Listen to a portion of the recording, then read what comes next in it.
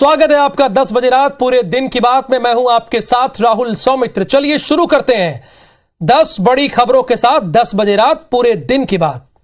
संत रविदास जयंती पर कांग्रेस और बीजेपी दोनों की नजर दलित वोटर्स पर है, ध्यान दीजिएगा। सीएम शिवराज सिंह चौहान ने भिंड से विकास यात्रा की शुरुआत की, तो वहीं ग्वालियर की कमान सिंधिया ने संभाली। इसी चंबल संभाग में आज कांग्रेस के अपने अपने दौरे पर रहे।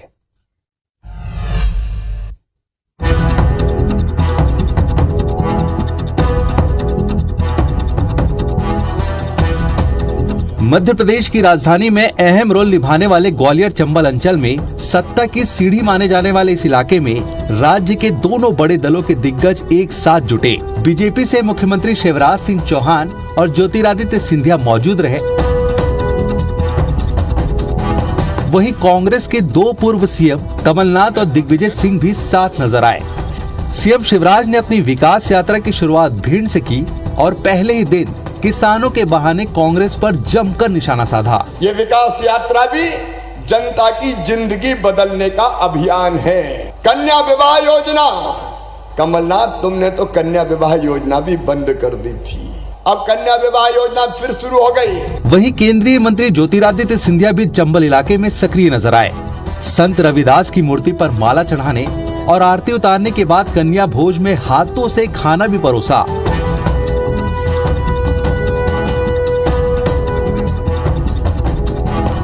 उसके बाद ग्वालियर विधानसभा क्षेत्र की विकास यात्रा को ऊर्जा मंत्री प्रद्युम्न सिंह तोमर के साथ हरी झंडी दिखा रवाना किया। इस दौरान सिंधिया ने सीधे राहुल गांधी पर निशाना साधा। जन जन का विकास हो, जन जन की प्रगति हो, और यही विकास यात्रा का संकल्प है। जो लोग अपने आप को जोड़ने में सक्षम ना हो, वो लोग क्या भारत को जोड़ेंगे, वो लोग क्या देश को जोड़ पाएंगे। यात्रा जिस राज्य में चलती थी वहाँ दृश्य दिखता था सभी को वहां साथ चलते हुए, और जैसे यात्रा निकली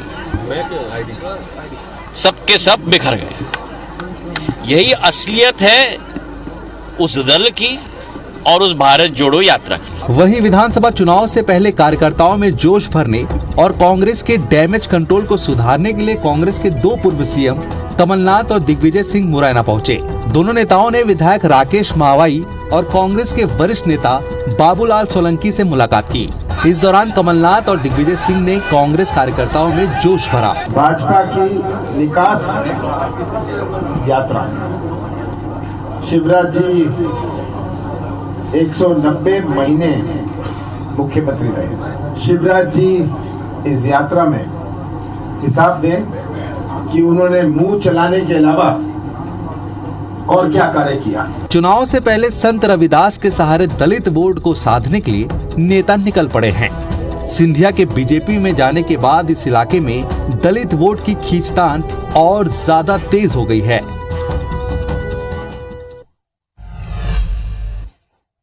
तो मध्य प्रदेश में बीजेपी की विकास यात्रा के पहले दिन ही नाराज जनता ने स्वास्थ्य मंत्री डॉक्टर प्रभुराम चौधरी को घेर लिया। जवनिया गांव के ग्रामीणों ने स्वास्थ्य मंत्री को अपने इलाके की उन्हें घेर कर समस्याएं बताई। बीजेपी ने रविवार को मध्य प्रदेश में विकास यात्राओं की शुरुआत की। विधानसभा चुनाव से पहले लोगों से संपर्क बनाने के लिए बीजेपी ने शुरुआत की है। इन यात्राओं के जरिए बीजेपी आम लोगों तक सरकार की योजनाओं की जानकारी पहुंचाएगी और छोटे लोगों को योजनाओं का लाभ भी देगी। इस बीच रायसेन जिले के दीवानगंज क्षेत्र में भी स्वास्थ्य मंत्री डॉक्टर प्रभुराम चौधरी निनोद और जमुनिया गाँव पहुँचे, लेकिन इस दौरान उन्हें जमुनिया गाँव में मूलभूत समस्याओं से परेशान जनता का सामना करना पड़ गया, जिसके बाद स्वास्थ्य मंत्री जनता के बीच पहुंचे और उनकी समस्याएं सुनी। मध्य प्रदेश के प्रत्येक विधानसभा क्षेत्र में आज विकास यात्रा शुरू हुई है। सांची विधानसभा क्षेत्र में आज नीनोद से हम लोगों ने विकास यात्रा का शुभारंभ किया है। विकास यात्रा के बड़े बड़े दावे को लेकर जब सरकार के नुमाइंदे जनता के बीच पहुंच रहे हैं, तब उन्हें ग्रामीण क्षेत्रों की जमीनी वास्तविक हकीकत का पता चल रहा है।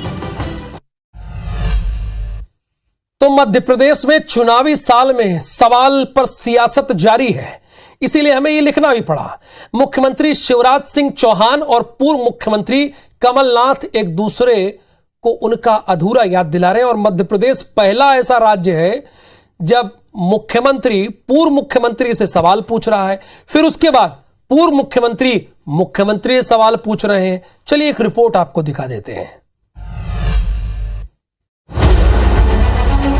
एमपी में विधानसभा चुनाव से पहले सरगर्मी तेज है। दोनों ही पार्टी के नेता एक दूसरे पर आरोप प्रत्यारोप लगा रहे हैं। सीएम शिवराज सिंह चौहान और पूर्व सीएम कमलनाथ के बीच बयानबाजी का दौर जारी है। दोनों जनता से किए वादों को लेकर एक दूसरे को घेर रहे हैं। दरअसल मुख्यमंत्री शिवराज सिंह चौहान ने आज एक बार फिर पूर्व सीएम कमलनाथ से सवाल पूछा है। सीएम शिवराज ने कमलनाथ से सवाल पूछा कि मेरा खेत मेरा तालाब योजना में ग्रामीण क्षेत्रों में भूजल योजना को बनाए रखने के लिए रियायती ब्याज दर पर बैंक से ऋण उपलब्ध कराने का वादा किया था, लेकिन किसी को रियायती ब्याज दरों पर ऋण नहीं दिया गया। ग्रामीण क्षेत्रों में भूजल स्तर को बनाए रखने के लिए रियायती ब्याज दरों पर बैंक से ऋण उपलब्ध कराएंगे। किसी को भी रियायती ब्याज दरों पर ऋण नहीं दिया गया। आपके वादे का क्या हुआ कमलनाथ जी? इसके बाद कमलनाथ ने भी सीएम शिवराज सिंह चौहान से ट्वीट कर सवाल किया। कमलनाथ ने सीएम शिवराज से सवाल पूछा कि आपने किसानों से वादा किया था कि मंडियों में कृषकों को फसल विक्रय मूल्य की 25% तक की राशि को नगद भुगतान के रूप में देने का आवश्यक कदम उठाएंगे। ये कदम क्यों नहीं उठे? आपके हाथ किसने बांध रखे हैं? एमपी में चुनावी साल में सवाल, पलटवार और सियासत का दौर जारी है। सीएम शिवराज सिंह चौहान और पूर्व सीएम कमलनाथ आजकल एक दूसरे को उनके अधूरे वादों की याद दिला रहे हैं। बालोद जिले में कई पुरातात्विक और ऐतिहासिक धरोहरें मौजूद हैं, जो अपने अंदर कई पुरातन रहस्यों को समेटे हैं। इन्हीं में से एक है करका भाट के पास महापाषाणी स्मारक स्थल। ऐसा माना जाता है कि लगभग 3,500 साल पुरानी कब्र समूह है, जिसे संस्कृति और पुरातत्व विभाग ने संरक्षित स्थल घोषित किया है, लेकिन सिर्फ घोषित ही किया है।